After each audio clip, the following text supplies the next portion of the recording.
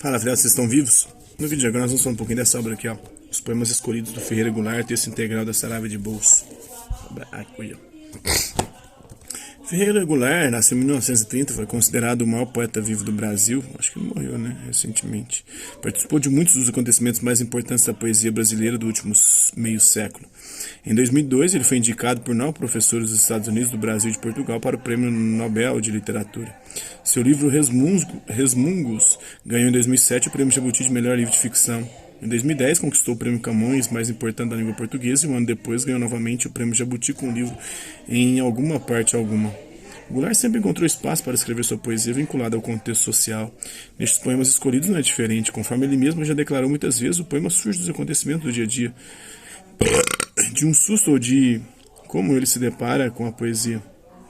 Consegue ser simples sem deixar de lado, no entanto, o lirismo trágico e subversivo, a visão crítica e muitas vezes sarcásticas da vida e da sociedade.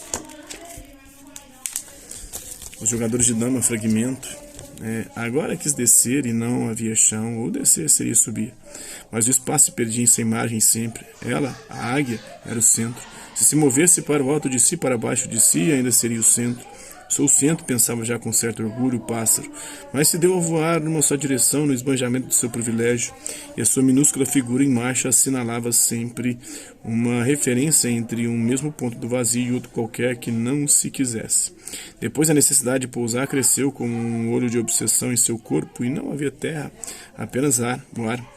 O ar que só era um abismo porque ela estava ali, voava e o movimento das asas moía as articulações. Ela, a águia, sabia. Não sabia por que uma águia em voo não deve fechar as asas e, por isso, talvez gemia e continuava. Agora o sangue descendo-lhe das axilas ensopava-lhe a plumagem do peito, mas a águia não parou. Não parou nunca, nunca, nunca. Nem depois que seu corpo começou a rodar, precipitado, ninguém dirá quando veio a morte. É certo, porém, que ela não teve a alegria de uma última descoberta. Mas vós tereis.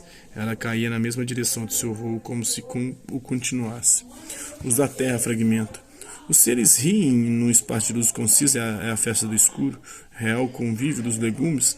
A água cresce na verdura, o agrado da morte sorridente pelo contorno das folhas. A vegetação apagou minha boca violenta, o vento é uma planta da terra, começa ao meu lado. Destroça as cores em que se apoia o verão, o som dos pés, as risadas debaixo das águas, os voos, o brilho de nossos braços, a verdade de uma luz que foge nas acácias.